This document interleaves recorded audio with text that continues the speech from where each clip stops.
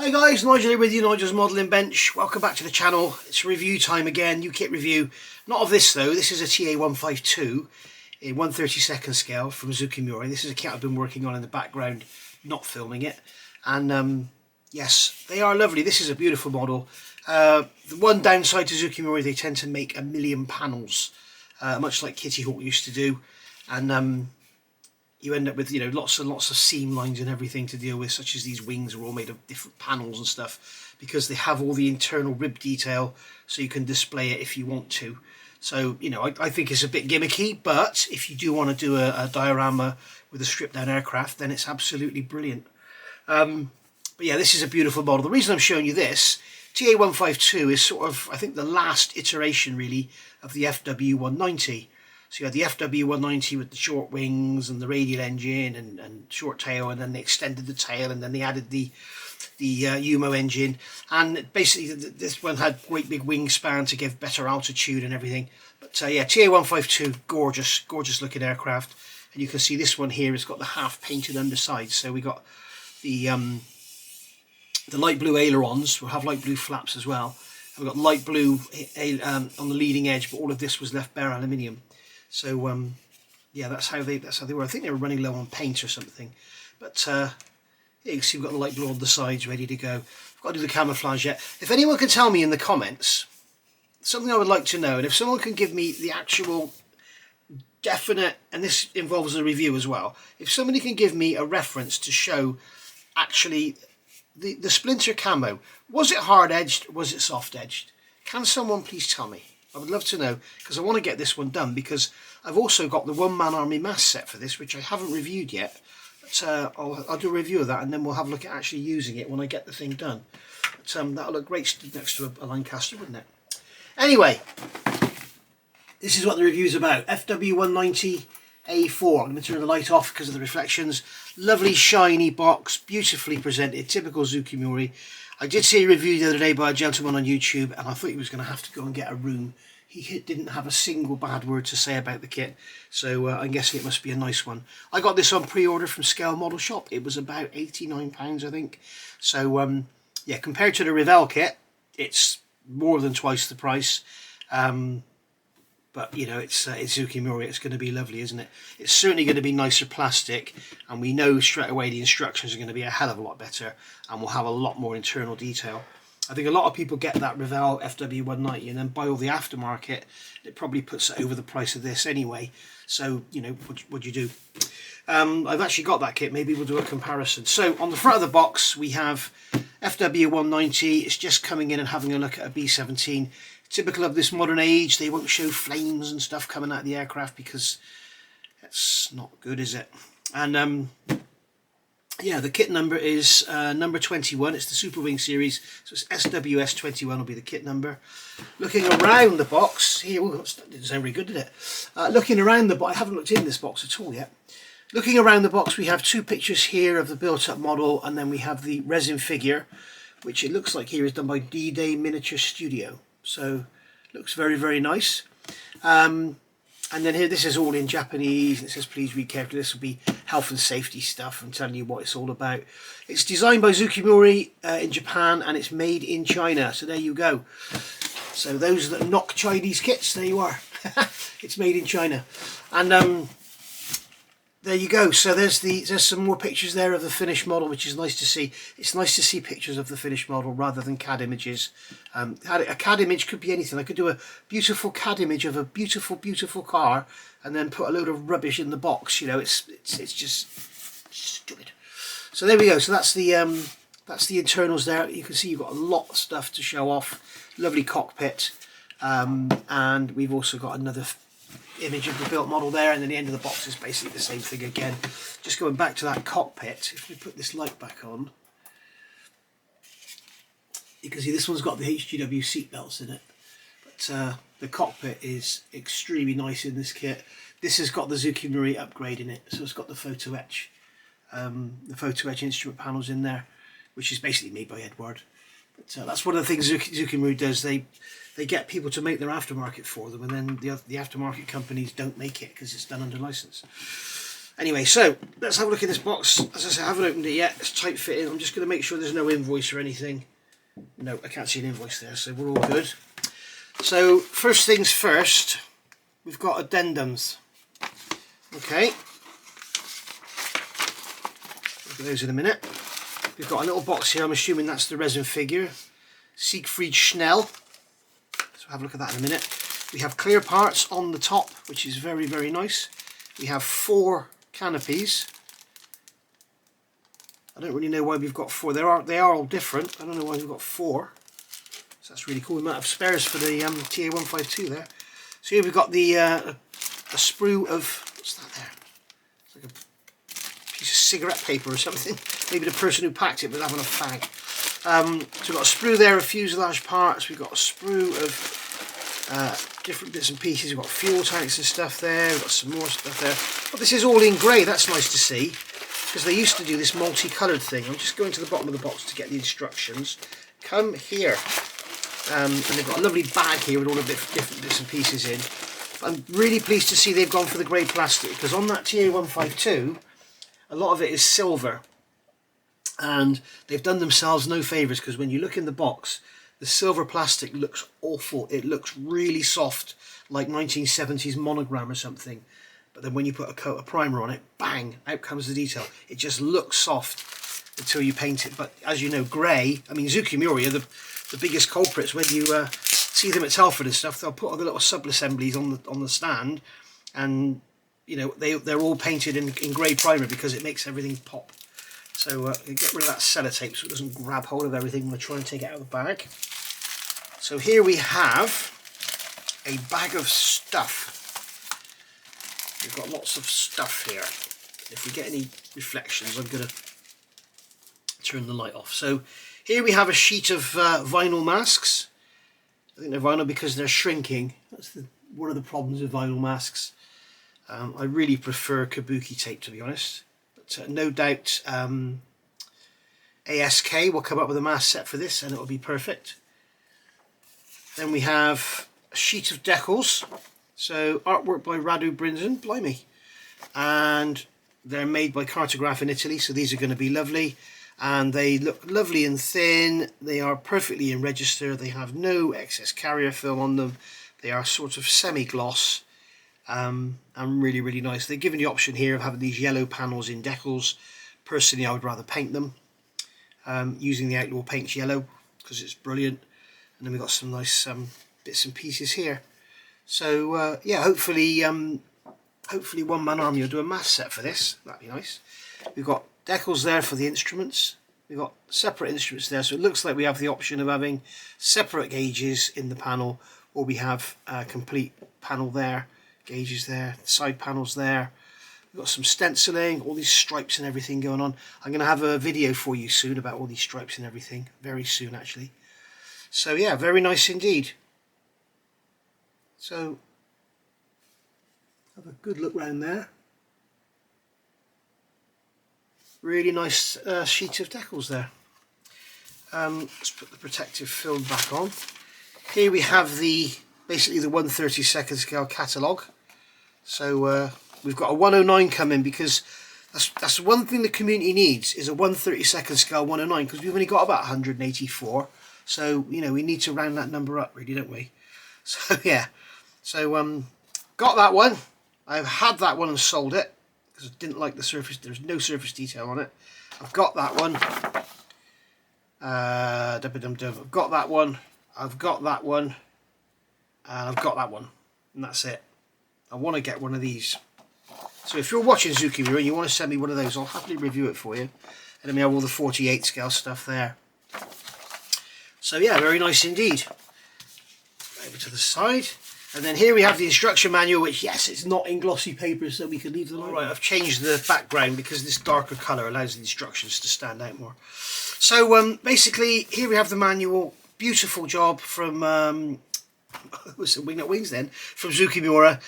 Lovely, lovely period type document, you know, sort of thing you'd expect to see on an officer's desk in World War II. Really, really nice.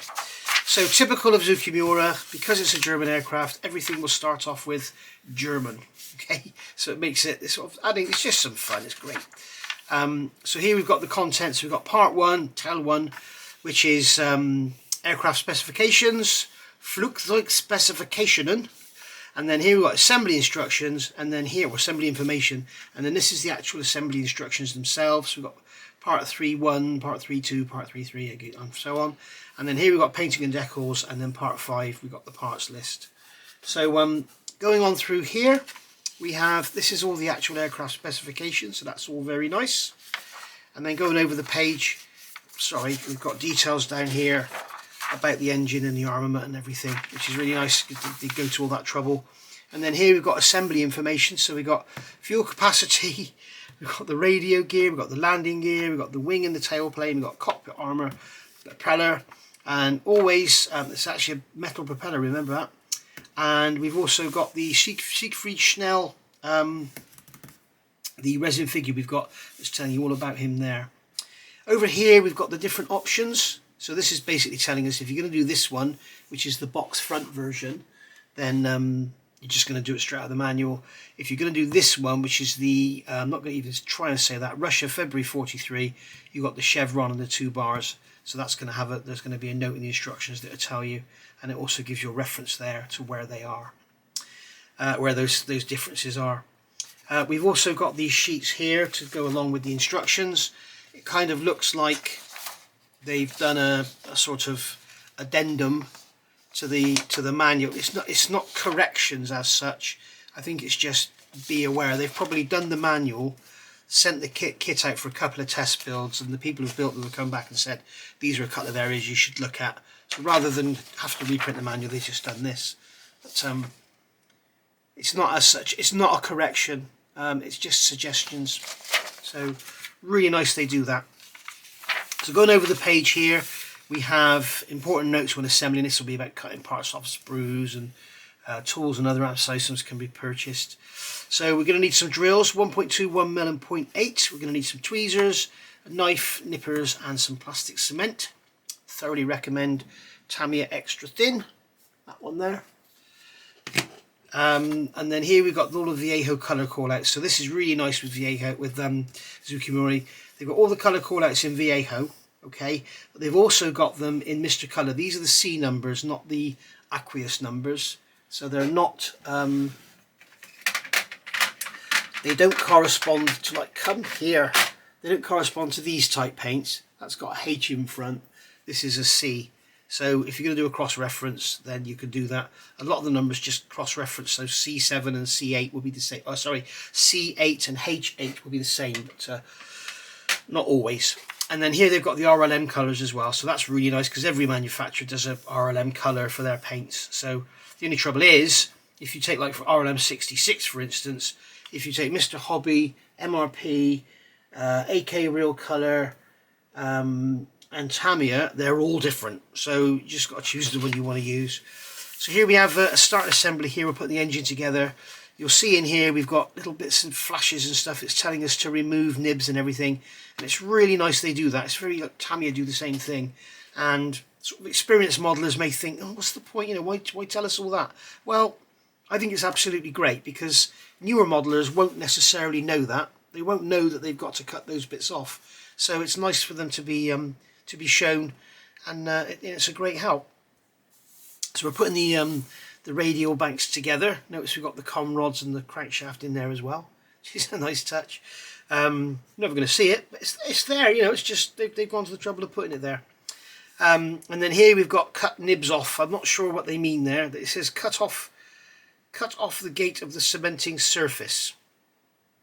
So I would have thought they'd have had that up there, not here.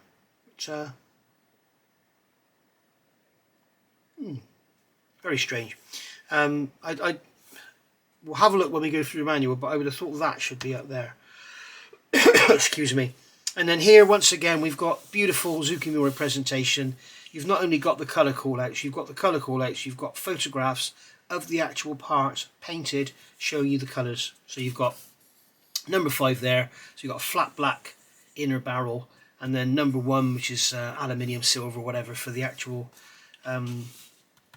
cylinders and heads themselves. They look beautifully moulded as well, and then give them a wash of black. They look amazing.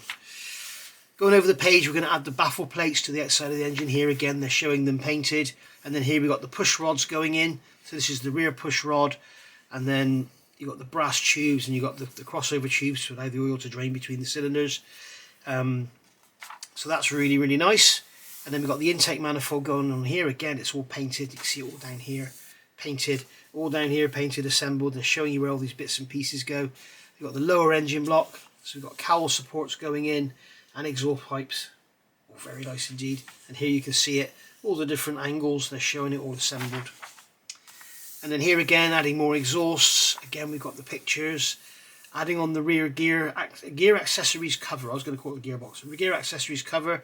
So that's very nice indeed. You can see here with it all painted and detailed up, and they're giving you, give that a wash and a dry brush.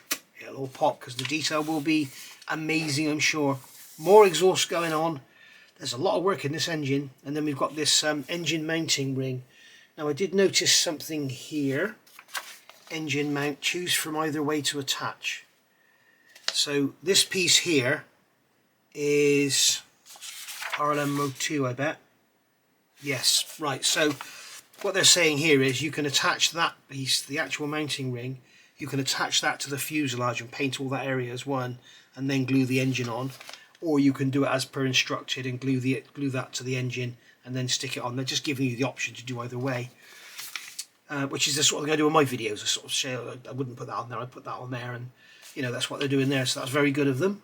Just looking at what other notes we've got here, so I'm aware of what's going on. And then here you can see, I think that's the end. No, it's not. I thought that was the engine completed. You can see here with the mounting ring and everything on the back. It's very nice indeed. And then here we've got more baffle plates going on, so I'm guessing this is the forward cylinders now. And then we're going to be adding the supercharger. I didn't know this was supercharged. Got the supercharger duct going on it, which is really nice. So that's obviously the intake ring there. And then there's your supercharger duct all painted a nice bright shiny colour. And then we've got another supercharger duct going on here. You can see they've got drawings. You know, it's just amazing the way they're showing you how all this stuff goes. It's so much better than so many other companies just have an arrow, you know, or even nothing. And then here we've got the front of the engine. So this is the gear housing, the magnetos and everything. It's telling you what every single part is. You can really learn from this. It's very much like building the real thing. You've got a cooling fan going on the front of the engine there. So that's adding some more cooling to the engine rather than just the air going through. I'm guessing the cooling fan is really for when it's on the ground. And then we've got the front engine push rods going on. If you are new to the hobby, one piece of advice when it comes to painting all this, paint it all together so you're not forever cleaning your brushes, your airbrush or whatever. So do the front push rods at the same time as you do the rear ones. And then we've got bits and pieces going on the back of the engine. Now, I'm not sure here. Okay, I've worked it out. What I was looking at here is this part here, E7, goes on and it's sticking up and it's actually mounting to the engine at one end, the frame at the other. What they're saying here is scooch E7 to attach. I think what they mean is fit E7 to the back of the engine, but then so you'd have to manipulate it up in behind the frame sort of so it glues into the back of the frame there. As you can see here, it's on the frame. I'll show you close up. You can see there it's on the frame. This end's glued to the engine and that end is glued to the frame. So there we go. So that's that covered, right. And then here we've got the final bits and pieces going on the engine. I'm sure none of this is going to affect the actual, this is going to go on to the, is that E23? Yeah, okay. So they're telling you install E5 and E23 to the fuselage side first, then attach the whole engine. So that part there and the actual frame itself you put on the fuselage, the rest of it's going on the engine. And then we've got an engine exhibition stand if you want to display your engines. You can cut the parts off the sprues as shown here. They did this as well on other aircraft, and you can make up a little stand to put your engine on. So you might choose to do that, you might not. But there we go. So that's the engine done by the look of it. And here you can see beautifully they've got photographs of everything. So you can refer to that if you're not quite sure where a part goes. You've got all the different angles. You can't possibly go wrong. So, and also the colours and everything is beautiful. Right, now we're starting on the cockpit, and I've noticed we've got some stuff about the cockpit here, so we'll make sure we look at that. So here they've got C19 is the cockpit floor, and up here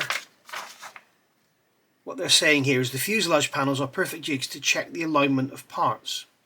Before gluing, check whether every part leans correctly and make them to be aligned. Make sure before gluing, check for any distortion. So what they're saying here, get this part here, put it in the fuselage sides, because in the fuselage sides there are grooves. So if they're sort of slightly twisted when they come out the mold tool, you know, they won't fit in properly. So make sure before you do any painting, just give them a little tweak and make sure they go in. I'm sure I'll build this on the channel, so I'll show you all on there. Then you've got all this detail in here. If you're going to build the model all closed up, it's worth going through and checking you know, what is actually on show and what isn't, because there's no point in painting and weathering all this up if it's just going to be completely you know, invisible. I know that in here there's a big tank and everything, and as you can see, none of it is visible. In fact, you can just see down inside that slot there's something in there. It's all in there, I've put it all in for the fun of building, but there's absolutely no point if you're going to leave everything closed up because you can't see it. There's something in here about this. Okay, it's about how it goes into the floor and everything. Right, so basically, yeah, bend those legs and check them in the fuselage half, or check them in the fuselage and bend them if required. So building up the instrument panel here, we're going to add some levers. That's probably for the undercarriage. That's a fuel selector lever. And then we've got a T-handle going in there. And we've got all bits and pieces. They're telling us to drill a hole, 0.8mm hole there.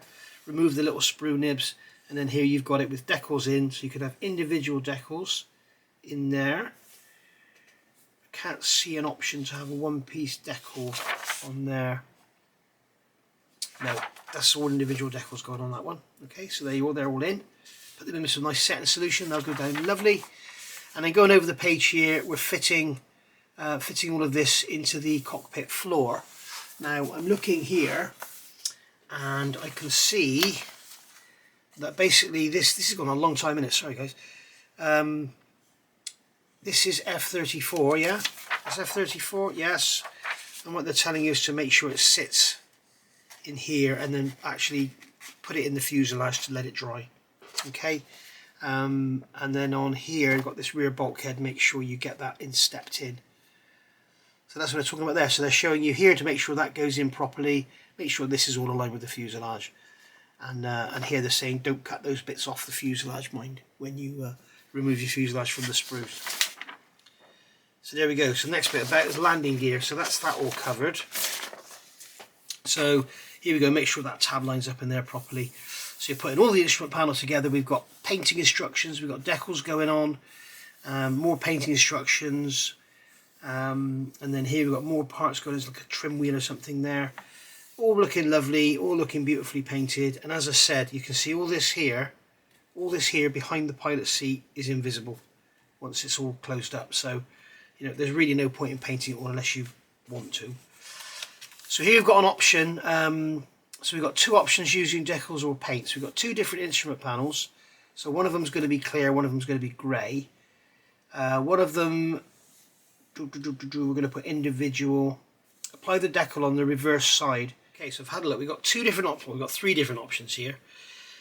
We can use the plastic part instrument panel and we can paint it and put on a load of individual little decals, or we can put on the one big decal here. So you've got this, let's use 84 as an example. 84 is going on here. Okay, so you've got decal number 84 there. So you just put that on and that's it. Or you can put the individual decals on, so that's the one I would go for. And then you can paint bits and pieces here as they're suggested. You have a clear one, and what they're telling you to do here is actually use the decals on the reverse side. So the first thing you do is mask off your gauges, so you can use a little bit of liquid mask. No doubt, if Art Scale Kit do a set for this, they will make masks for that instrument panel. And then you can actually paint the instrument panel, remove the masking, and then they're telling you to put the decal on from the back. So this is 84 here. Now they haven't done what Airfix have done with their some kits. They haven't printed the decal backwards. So you're basically putting the decal with the sticky side out. So probably the best way to do that is rather than put the decal in water, probably the best way to do is just cut it out neatly and then use some Future or some clear glue or something and glue it inside, or even just a couple of dabs on the ends just to hold it there. I wouldn't use it as a decal because it says here that because it's not adhesive, use set in solution, but I don't think it'll stick and it'll probably peel away over time. So maybe just stick it on there, dip it in some Future or something just to make it stay on the back. But it all depends how thick the clear part is. In fact, I've got it here. It all depends how thick it is. You've got 3 different instrument panels there as well. But quite often people say this looks more realistic, and then when you look at it in real life, the plastic's so thick that if you look across the instrument panel, you can't see the gauge because the gauge is so far behind.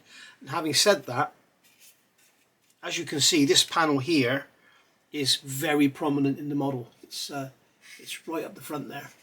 Okay, my lighting is awful today. It's right. Come on, camera, focus, focus. It's right up there, so it's worth getting it right. I don't want to get anything on these decals, just put them out of the way. Right, so there's your instrument panel cover. Let's try and get on with this a bit faster. So you're putting your instrument panel in, and then you've got this panel going on the back, which you're never ever going to see. And then you've got your rudder pedals going in. They are beautiful. Zoukei Mura rudder pedals are always lovely. You probably won't be able to see them. And then you've got these elevator control links going in. So they're like a shaft that's going in the side of the cockpit. You're probably going to see those. No, you're not. They're underneath the panel. So again, it's all pointless if you're not going to open up the holes. And then here we've got rudder control links going in. So they're going to go from the front and they're going through the cockpit. No, they're going underneath, so you're probably not going to see them either. Yeah, they're all underneath. So you can see in that image there, everything is underneath. So if you're closing your model up, you're never going to see any of it. But it's nice to see how it all works. It's like an educational tool, this. And then you're going to add this mount for the guns, forward bulkhead going in, and then you've got fuel tanks going underneath, showing you how to paint them all. And you can see it all here with all those links and all those fuel tanks and everything all fitted. And then you're going to close it up and never see any of it. So there we go. Important checklist first. Okay, so here it's telling you about checking everything, and what you've got is the same as this one. You've got these side panels here, and then you've got an underbelly here, and what they're doing is they're telling you to check the fit of everything and make sure you get a nice fit, because as you can see you've got panel lines here where they actually join, and it's always a bit awkward to get a nice panel line where there's a join. So you know, don't go over cementing it or anything, not glue oozing out. So they're just saying to check everything first before you glue it, and then they're telling you to use tape to hold it all together while it's drying. You've got to drill some holes here if you're going to have drop tanks, and if you're not having them, don't drill any holes. This one here, you've got the chevron 2 bars. They're telling you not to drill that hole there because it doesn't have part D3, whatever that is, going in there. So here you can see, here's all the internal fuselage. As you can see, there's a door in the side here. If you're having that closed, none of this will be seen. You've got oxygen tanks going in here, which are all very nice. All the different bulkheads going in. They're telling you here to be careful to attach the part facing the correct direction. So make sure that little notch is there.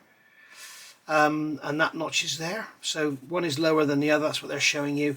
And then insert the frames through the holes on D38. So you've got these elevator controls. They're going through, and they're going to come through those holes in there. And then you're going to fit this rear bulkhead here with the elevator control on it. Absolutely amazing. And then you're going to add all your fuselage parts and cover it all up. So if you might want to do a diorama, whether it's having a reskinned rear fuselage section or something, and then that will be on show. It's amazing to have it all in there. And then here you're going to cut the door if you're going to put it straight in, or you're going to leave that bit on if you're going to have the door open so you can see inside. Moving on to the tail wheel, lots of different parts going into the tail wheel, and then you've got all the internal detail there going into the actual tail. So that's very, very nice. And then over the page again, you're going to put the fuselage section on the side. You're going to add the tail onto the fuselage, and then you've got all this detail. You've got a separate spine for the front of the tail with this piece going in here. Not exactly sure what that is. Part C3, it will tell us it's the horizontal trim motor. There you go. So all the parts, every number has a description of what it actually is. Fit all that to the fuselage, check it's all nice and square. you've got this panel here open should you want to be able to see all that tail wheel mechanism, or you could just glue the panel in, close it all up. So there we go. Adding the elevators and the tail planes, horizontal stabilizer, whatever you want to call them, all very nice indeed. And then we're going to start building up the wings. So they're going to tell you to check the fit of the wings first, make sure everything goes together and that all of this lovely pointless interior detail isn't covered up, or isn't getting in the way. So nice to see they've got one-piece wings on here rather than the 152. So they've obviously been listening to people. So we've got the panels here going in for the guns. So that's for this option, the chevron 2 bars. And then here they're telling us to open holes for the guns. So you obviously need to draw those out. So you can either make a little nick in them so you know where they are and then draw them when the wing's assembled, or you can actually try and cut them out and get nice semicircles now. Refer to paragraph 3.5F on page 49. Page 49. God, this is bloody half an hour already on a blimmin' manual.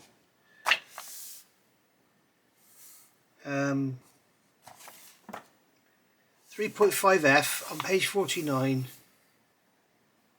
That's how you to put the gun in. Okay, so that's a hole for that. It's not a gun, is it? It's a pitot tube by the look of it. What a load of fuss over just drilling a bloody hole.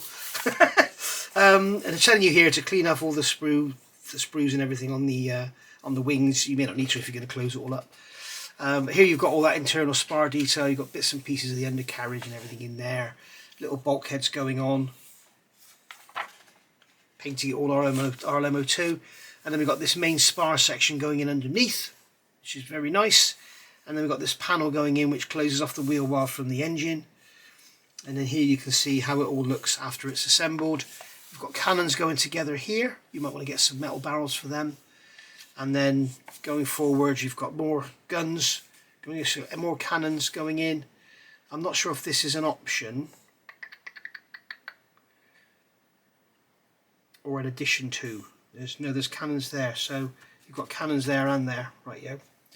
And then we're going to assemble the lower wing onto the actual part itself, and then we're going to put the upper wing over the top of it all, close it all up. Ailerons going on. And then we've got the flaps in the raised position, flaps in lower position. So you can choose which you want to do, check your references, see if they were left up or down when they're on the ground. Quite often with these World War II things, they were never ever, World War II fighters, they were never ever down on the ground, they were always up. So check your references. These little fillets go in, here we go with the mental massive part count. It's got these little fillets going in there. I suppose the nice thing about that is you do get the nice moulded on detail that you wouldn't otherwise get. And then you're going to add that fuselage into there. I would actually do all this at the same time. I would get the fuselage in there. It's the same with this 152. You've got the same thing here with these panels going in. Get that in the same time as that, and then if it needs to come out, because if you glue those into the fuselage and find they're in too far, you may struggle to get a nice join there, so do it all together. And you've got the belly pan going on underneath. Again, do all this while the glue's still soft. You can pull it all about. Right, here we go. That's showing you how all the alignment goes there. And then we've got the ammo boxes going in. They're just bits going on the front of them. And then we're going to build up the engine subframe, the engine bearer. And here we can either add that part there now, or we can add to the engine earlier on. We've got an oil pipe gunner or a coolant pipe or something. And here they're showing you the engine all assembled and fitted to the fuselage, all looking beautiful. We've got doors here that we can have in the closed position or in the open position, as you may choose. And then we've got our cowl ring going on, which is an oil tank. F-37 is an oil tank. Wow, I didn't know that. Supercharger intake duct cover. So they're the intake duct covers. And then we've got the guns going on the top there with the cover going on. It's telling us here these details are unnecessary for this version. Remove them and sand smoothly with the sandpaper. And then it's telling us something special note about the other version there.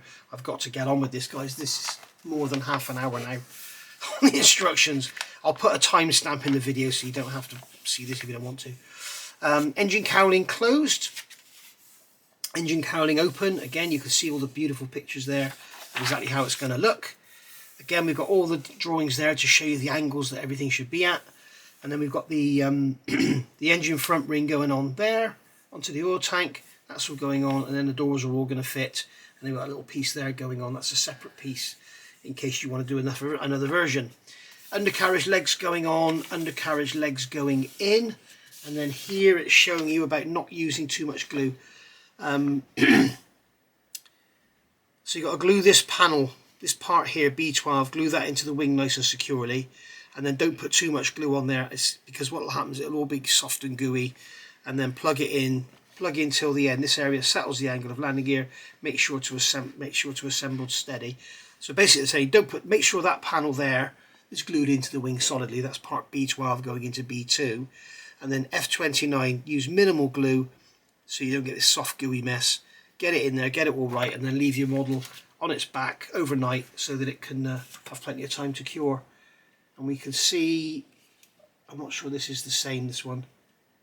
But, I would have thought there'd been a lot of parts taken over from the 152, but I could be wrong. It wouldn't be the first time or the last. Gun covers going on, and then we've got our undercarriage indicators. So we've got indicators coming up through the wings that show the pilot when the undercarriage is up or down. Obviously you can't see when he's looking down over the wing. We've got the gear doors going on, and here it's giving us all the dihedrals and everything, and the angle of the undercarriage, which is all very nice. Make sure your wheels are vertical. You can see they're square to the ground. The legs are over 8 degrees. This whole angle here is 13. It's just incredible. The detail they go into. Propeller and spinner going on. It says in the instructions the propeller is steel. I always thought the propellers in these were wood, but never mind. And then we've got the gun sight going together. This is armour going into the windscreen. And then we've got the cowl going on and the windscreen going down over the top there. Very nice. Very nice indeed. And then here we've got the internal support. D22 is a canopy jettison rail. So there we go. It's a jettison to get the canopy off should you want to jump out.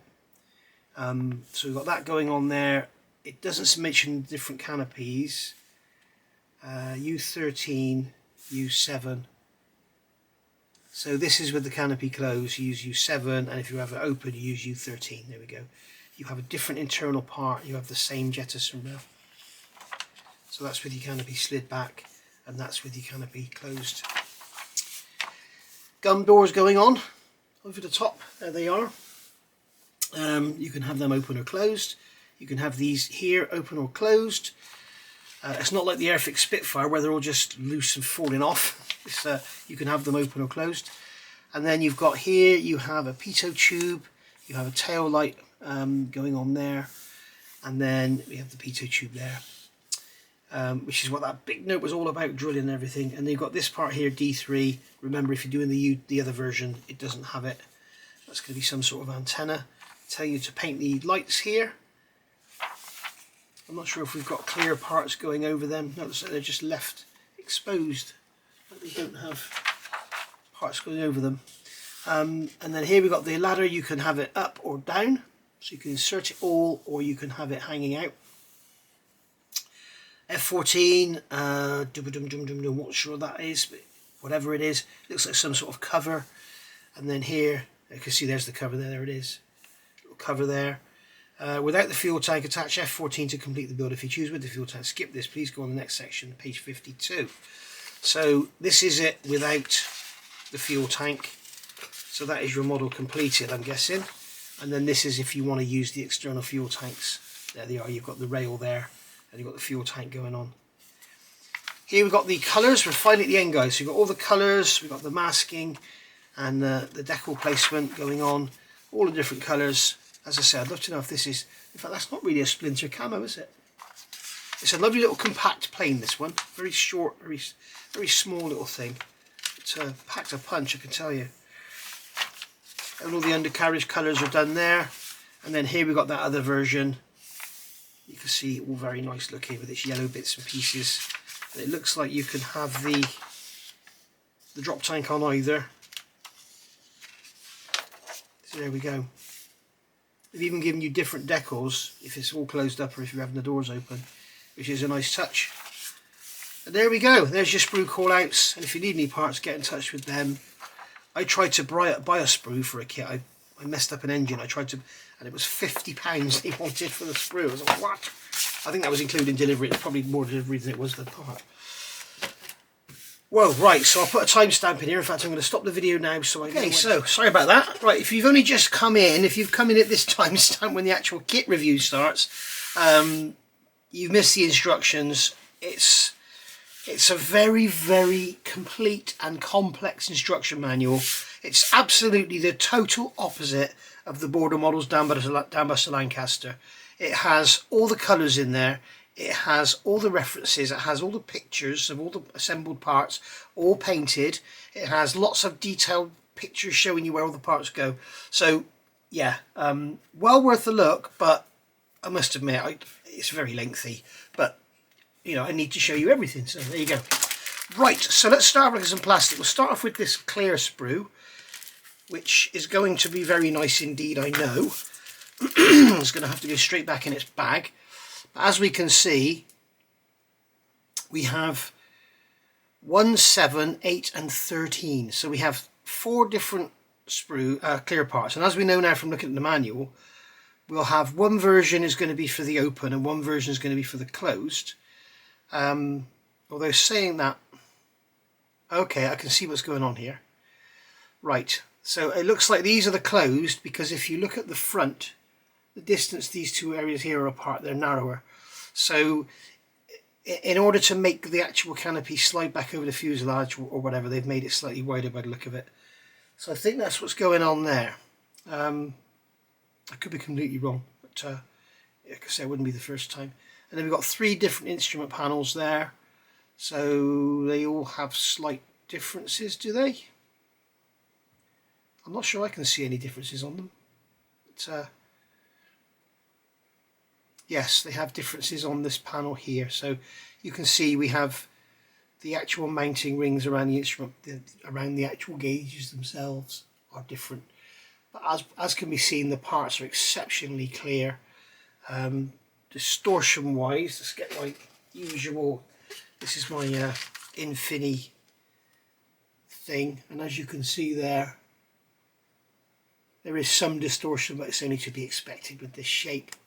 But you can see they're absolutely crystal clear, really nicely done. Got the separate armour plate there for the windshield, which is a good or a bad thing depending on how you look at it. So be very, very careful you glue. We've got some tiny identification lights there. And the gun sights. So yeah, very nice indeed. Where's the bag gone? Let's get this put away so we don't get any damage on it. There we go. So we'll put that over there and not under the other sprues. So first out the box is this one here, which is Sprue A. Not that it matters, but it's Sprue A nonetheless. And it's this lovely grey plastic. It looks very, very nice indeed. It has a very, very slight texture to it, much like Revell. But as you can see here, we've got these little bits sticking out here, here, here and here. Don't cut them off. Okay, they're supposed to be there. They're going to get broken off during assembly, you can guarantee it. So be very careful. We've got the side consoles for the cockpit there, all moulded on detail. We've got decals to go on. We've got the grey plastic instrument panel there. Rudder, 2 halves with the fabric covering on it. You've got the tail wheel part there. We've got covers here for the guns, obviously different styles. There's the side covers for the engine. We've got the spine of the aircraft there. There's the belly. So yeah, all very nice. Crisp, no flash, and beautifully moulded. I seem to remember when I did this one, there's an issue with these engine bearers, getting them to go in. I'm not sure if this is the same, but be very careful. It was very difficult to get them to go in, and it took a lot of manipulation. So bear that in mind. But yeah, very nice indeed. All the interior detail there. Look, we've got ejector pin marks, but they're very, very shallow. They're undercut, so you need to be filled. But there's none in this area here that's going to be obvious if you're going to have it all closed up. If you're going to have it all opened up, you want to get those gone. And again, on the inside of these doors here, we've got ejector pin marks that need to come out. if you're going to have your doors open.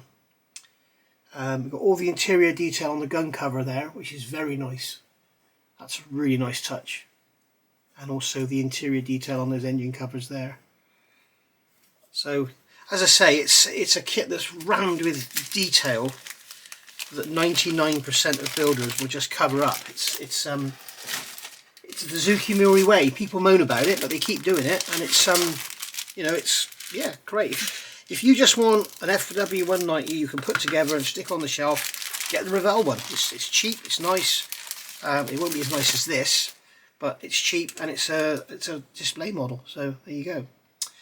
So here we have Sprue F. So we've got the drop tank there, different tops by the look of it. Here's that panel that's going inside, that's going to cover up all that lovely detail in the top of the wheel bay. Doors, gear doors with all the interior detail with no ejector pin marks that are going to be seen. There's one there. I'm not sure if that's detail or if that's an ejector pin mark. There's one in that corner, one in that corner, and there's one there which will disappear behind the leg. We've got more covers there, internal detail for those covers. We've got the oil tank, was it, I think, and then we've got the rings here going on the front of the engine. Got the gun covers. We've got the spinner, propeller. Let me know in the comments. I could have sworn these props were wood. It says there's metal in the instructions. We've got wheel centers there, which is beautifully done. No need for resin wheels by the look of it on this one. Again, we've got these air cooling vents here. You've got open and closed versions. That's very nice. That bit there, whatever that is, that goes in behind the seat and never to be seen again. So yeah, it's all very clean and nice. We have got ejector pin marks in the back of panels, which is unfortunate.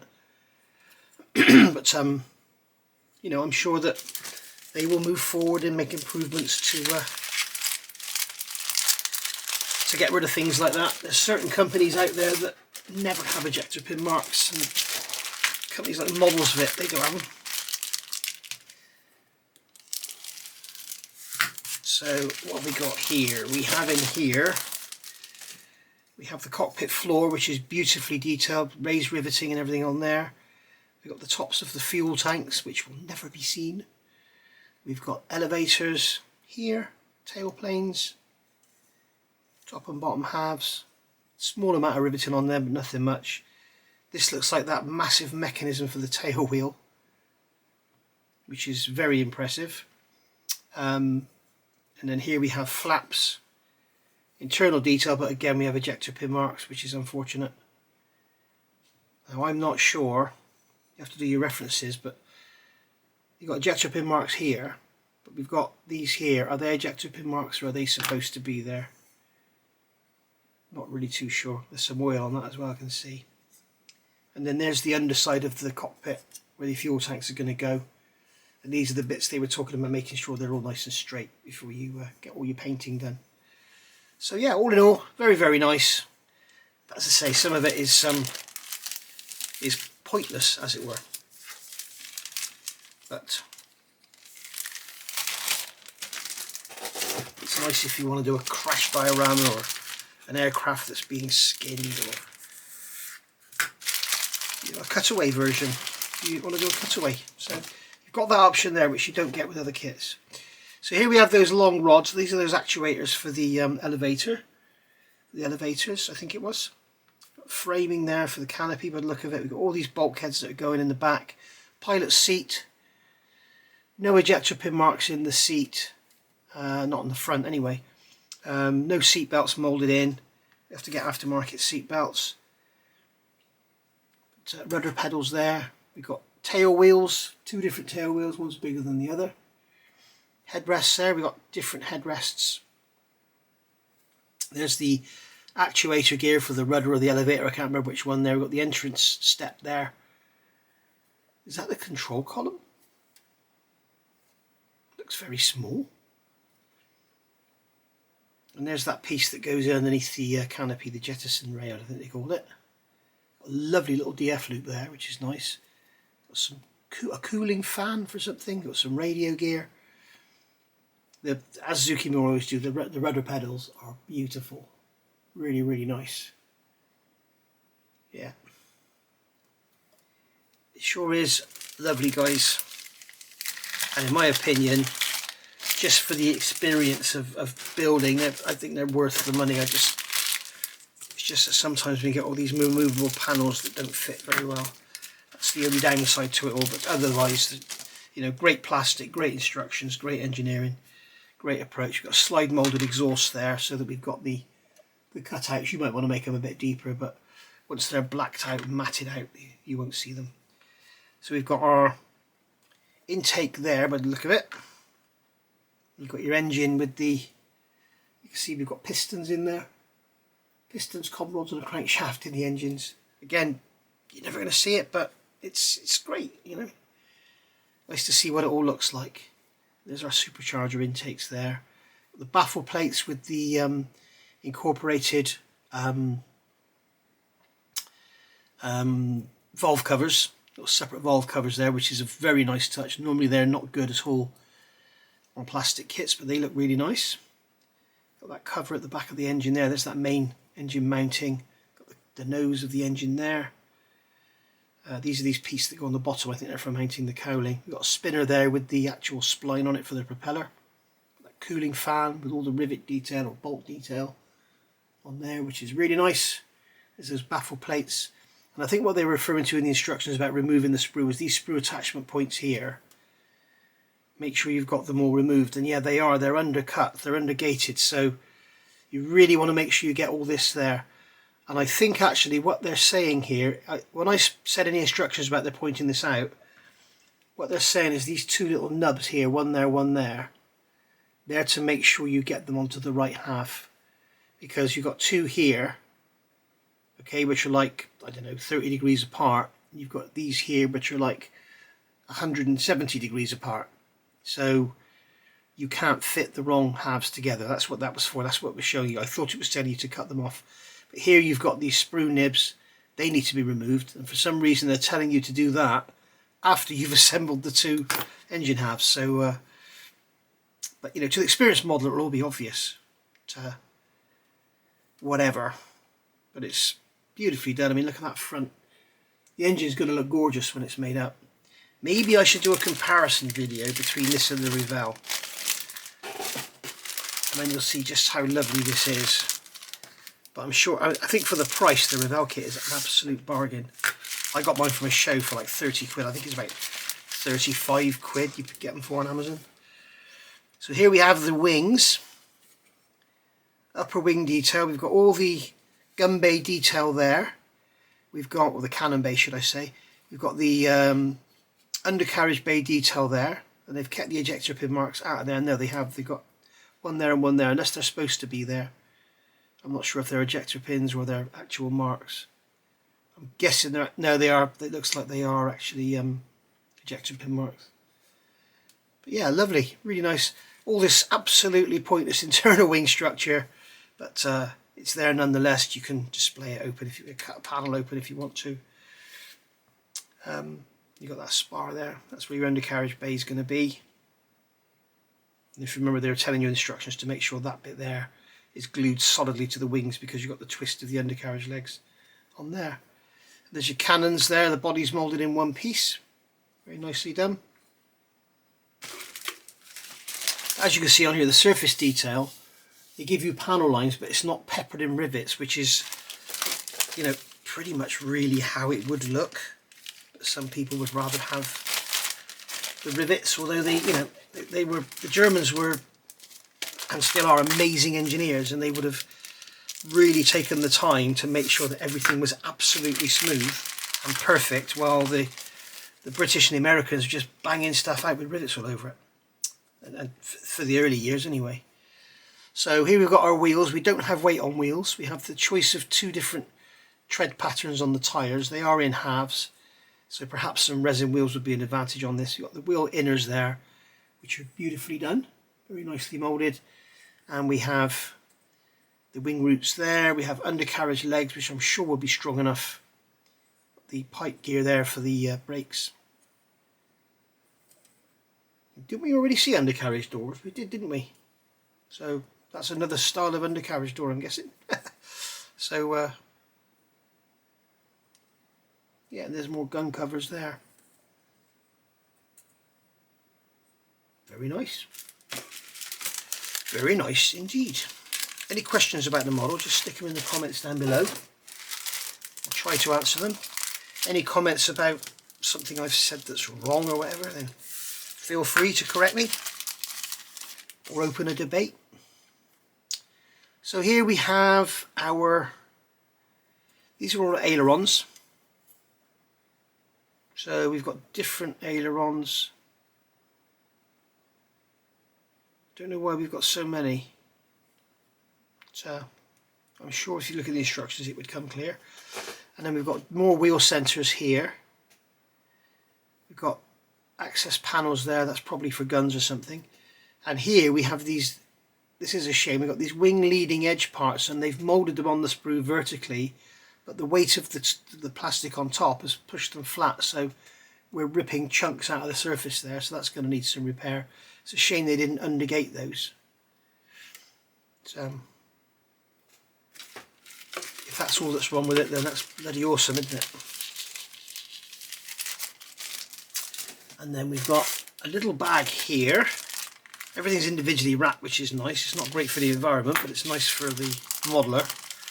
So we have machine guns on their mounts, and that's going to be the mounting where they're going to go in. That's going to be the chutes where the cartridges go, or the shells. Here we have the cooling feeds, I should imagine, and there we've got the ammunition boxes. So that's obviously specific to this model. I'm just looking.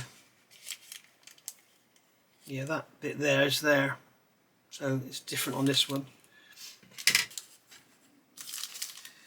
So that one can go away. Keep everything bagged and you don't damage anything then.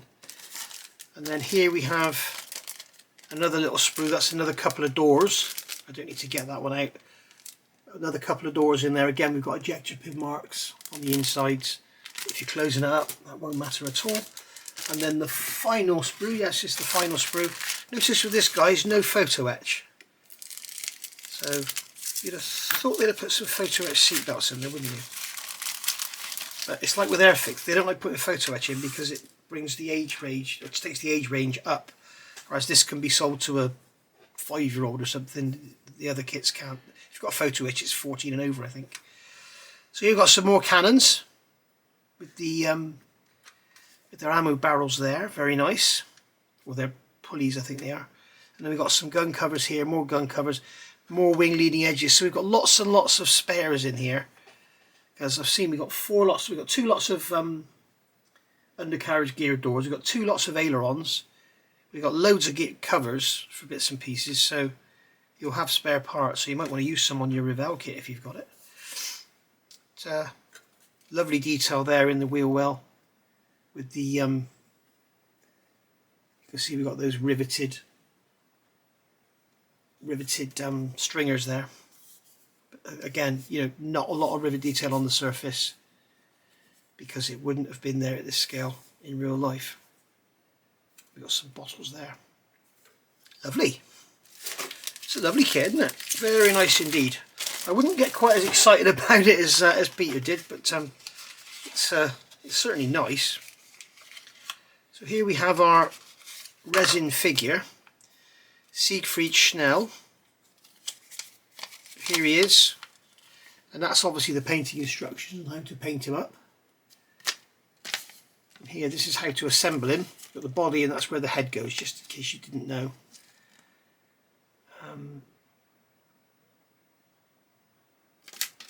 They're giving you tips in there about removing parting lines and stuff. So here he is in a little resealable bag.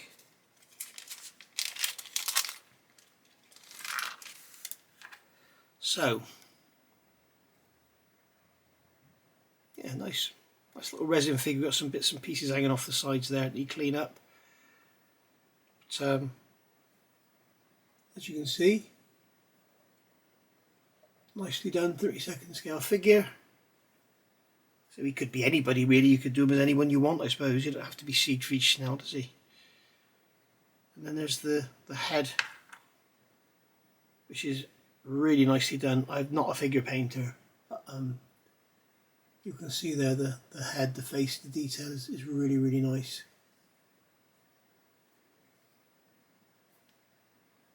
Really, really lovely. He's got the eagle on there with the, no doubt with the swastika in the middle. So yeah, nice little addition to the kit, isn't it? And apparently this is what makes it a special release. I think, looking at the Zoukei Mura website, I think you'll find it's sold out.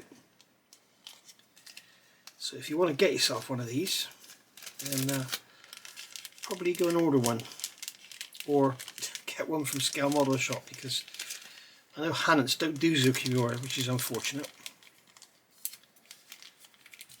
But, there we go. So put him away in his little box. So that has been a review of the FW190A4 from Zoukei Mura. Kit number is SWS21. Highly recommended, but if you're on a budget and you want an FW190, probably the Revel one will be good enough for you. Thanks for watching. Bye for now.